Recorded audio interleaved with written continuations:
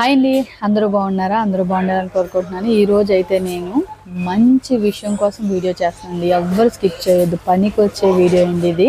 అది కూడా కువైట్కి వచ్చిన వాళ్ళు ఎలా జాగ్రత్తగా ఉండాలి, అసలు డబ్బుని ఎట్లా సేవ్ చేసుకోవాలి, ఇంకోటి వచ్చి కువైట్ నుంచి మనము ఇండియా వచ్చేటప్పుడు ఎలా ఉంటుంది అంటే కొత్తలో ఉన్నప్పుడు ఎలా ఉంటుంది అన్నది నేను ఈ వీడియో రూపంలో చెప్తాను. ఎవరైనా సరే ఇంట్రెస్ట్ ఉన్న వాళ్ళు ఎవరు స్కిప్ చేయకుండా కువైట్ కోసం తెలుసుకోవాలనుకున్న వాళ్ళైతే ఈ వీడియో ఎండ్ వరకు చూడండి, ఓకేనా? అసలు ఫర్ సపోజ్ అంటే కొత్తగా వచ్చిన వాళ్ళు ఎట్లా అంటే ఇంటి దగ్గర ప్రాబ్లమ్స్ వల్ల ఏం చేస్తారంటే వెళ్ళిపోవాలి కువైట్కి, మనం ఒక బ్యాంక్ అకౌంట్ చేయించుకోరు, లేదంటే ఏమీ చేయించుకోరు. మొగుడు ఉంటే కనుక మొగుడు నమ్మేస్తారు, తల్లిదండ్రులు ఉంటే తల్లిదండ్రులు నమ్మేస్తారు, అన్నదమ్ములు ఉంటే అన్నదమ్ములు నమ్మేస్తారు. వాళ్ళు వెళ్ళమంటున్నారు కదా అని గొర్రెల్లాగా ఊపుకుంటూ కువైట్కి వచ్చేస్తారు.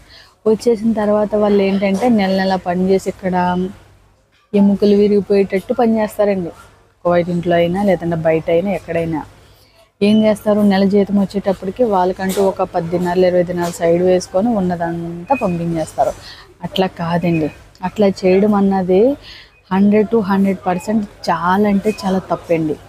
ఒకటి ఏం చేయాలంటే ఇండియా నుంచి ఎప్పుడైతే మీకు వీసా వచ్చిందో, ఎవరికైతే వీసా వచ్చిందో ఇండియా అంటే కువైట్ వెళ్ళాలనుకుంటున్నారో వాళ్ళు ఏంటంటే ముందుగా ఒకసారి మెడికల్ చేయించేసుకోవాలండి. చిన్న మెడికల్ చేయించేసుకొని తర్వాత అది పాస్ అయిన తర్వాత ఒకవేళ కొంతమంది ఫెయిల్ అవుతూ ఉంటారో దాన్ని ఏం చేయాలంటే కొంచెం మెడిసిన్ అది వాడేసుకొని పెద్ద మెడికల్కి హైదరాబాద్ అయితే హైదరాబాద్, చెన్నై అయితే చెన్నై వెళ్ళి చేంజ్ చేసుకున్న తర్వాత, ఓకేనా, మనకి ఇమిగ్రేషన్కి అది పాస్పోర్ట్ వెళ్తుంది కాబట్టి అది వచ్చేసిన తర్వాత ఎప్పుడైతే అంటే ఈ ప్రాసెస్ జరుగుతుండగానే మీకు అకౌంట్ లేకపోతే కనుక ఈ అకౌంట్ ఖచ్చితంగా చేయించుకోవాలండి. అది కూడా గవర్నమెంట్కి సంబంధించిన అకౌంట్, SBI కానీ లేదంటే ఇంకా చాలా ఉన్నాయి, ఆంధ్ర బ్యాంకులు ఇంకా చాలా ఉన్నాయి.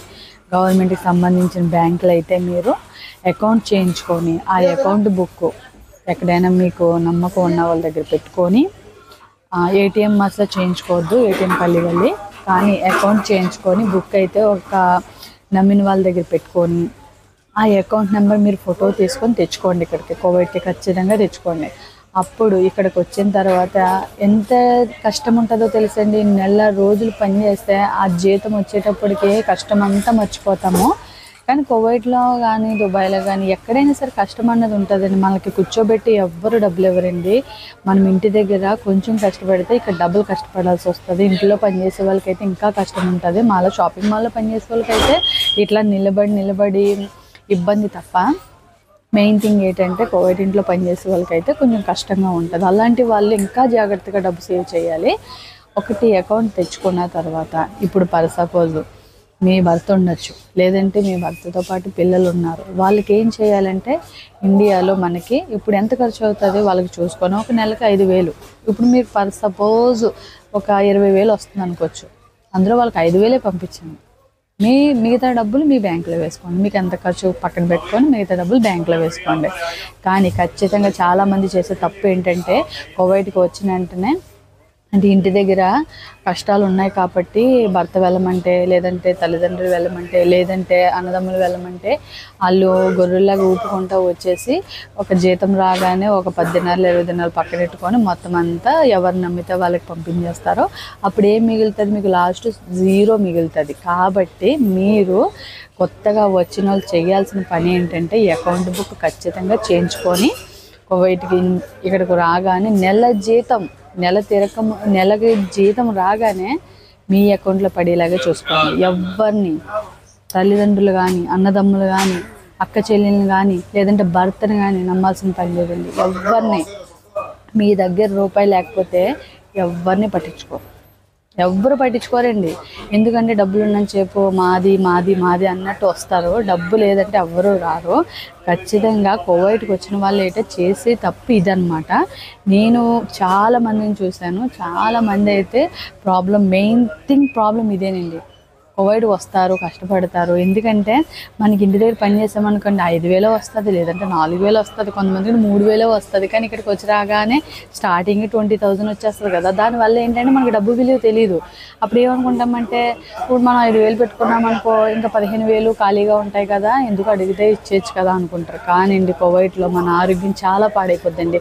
మనకి ఇక్కడ ఏంటంటే ఇండియా లాగా ఎక్కువగా ఎండ తగిలి చెమట పట్టి మన బోన్స్ అవి స్ట్రాంగ్గా ఉండవండి. చాలా అంటే చాలా డెలికేట్గా ఉంటాయి. ఎక్కువగా ఎండ తగలక మనకి డి విటమిన్ తక్కువ అయిపోతుంది అనమాట. ఇక్కడ ఫుల్ ఏసీలో ఉంటాము. దానివల్ల మన ఆరోగ్యం తొందరగా అయితే మనకి తగ్గుతూ వస్తుంది. ఇండియా వెళ్ళేటప్పటికి మనకు బోన్స్ అంతా చిన్నగా పడినా సరే వెంటనే విరిగిపోద్ది. ఎందుకంటే మా అత్తయ్యకి కూడా చిన్న గొడవలో కర్ర చేయి పెట్టి కొడితే ఆవిడ కొంచెం మనిషి బలంగా ఉంటుందండి. చూడడానికి ఎంత బలంగా ఉందో మనిషి అనుకునే వాళ్ళమి. కర్ర ఎట్టు కొట్టగానే చెయ్యి ఇరిగిపోయిందంటే ఆ కారణం ఏంటంటే కోవిడ్కి వచ్చి పనులు చేసిన వాళ్ళకి ఎట్లా ఉంటుందంటే బోన్స్ కొంచెం డెలికేట్ అయిపోతాయి అన్నమాట. అది ఎండ తగలక. మెయిన్ థింగ్ ఏంటంటే మన మీద ఎండ పడాలి. కానీ ఇక్కడ అలాంటిది ఏమీ లేదు.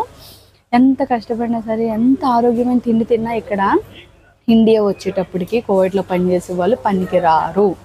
నేనైతే ఎండలోకి వెళ్ళి ఒక 10 నిమిషాలు కూడా ఇండియా వస్తే ఉండలేనండి. నాకు కళ్ళు తిరిగిపోతాయి. అసలు ఎంత నీరసం అయిపోతానంటే అంత నీరసం అయిపోతాయి. కాబట్టి ప్రతి ఒక్కరికి చెప్తున్నాను, ఇక్కడికి వచ్చి పనులు చేసుకొని ఆరోగ్యాన్ని కూడా కోల్పోతారు. కాబట్టి బంధుత్వాలను నిలబెట్టుకోవాలంటే ముందులోనే గట్టిగా ఉండి, తర్వాత ఎంత మనకి బాగా అకౌంట్లో డబ్బులు ఉన్నప్పుడు అడిగిన వాళ్ళకి 10,000 అడిగితే 5,000 అట్లా ఇవ్వడంలో తప్పు లేదు. అంతేగాని మొదటి నుంచి ఇచ్చేసి లాస్ట్కి వచ్చేటప్పటికి నా దగ్గర లేదు, ఇవ్వలేను, ఎందుకంటే నేను ఇప్పుడు వరకు పెట్టాను కదా అంటే నువ్వేం పెట్టావని మాట్లాడతారో, మళ్ళీ ఇప్పుడు పెట్టలేదు అన్నందుకు కూడా మాట్లాడతారు. ఇలాంటి మాటలు పడకుండా ఉండాలంటే ముందుగా ఈ విషయం అంటే ఎవరికైనా ఈ విషయం నచ్చితే కనుక లైక్ చేయండి, షేర్ చేయండి, సబ్స్క్రైబ్ చేయండి. లేదు అంటే కనుక వీడియో చూసి వదిలేండి. బ్యాడ్ కామెంట్ అయితే పెట్టద్దు. ఎందుకంటే కువైట్లో పని చేయాలని చాలామందికి ఉంటుంది. జీతాలు సంపాదించాలి, పిల్లల భవిష్యత్తును బాగుపెట్టాలని. చాలామంది తెలియక ఎలా పడితే అలా వచ్చేసి తర్వాత నెత్తి నోరు కొట్టుకుంటారు. అలా కొట్టుకోకుండా ఉండాలని కొంతమందికి ఇలాంటి వీడియోల రూపంలో మాలాంటి వాళ్ళు చెప్తా ఉంటే మీలాంటి వాళ్ళు తెలుసుకోవాలి. కాబట్టి నేను ఈ వీడియోస్ చేస్తున్నాను. ఎవరికైనా కనుక నొప్పించుంటే కనుక నన్ను క్షమించండి, ఓకేనా? Please subscribe, like, share. Bye bye.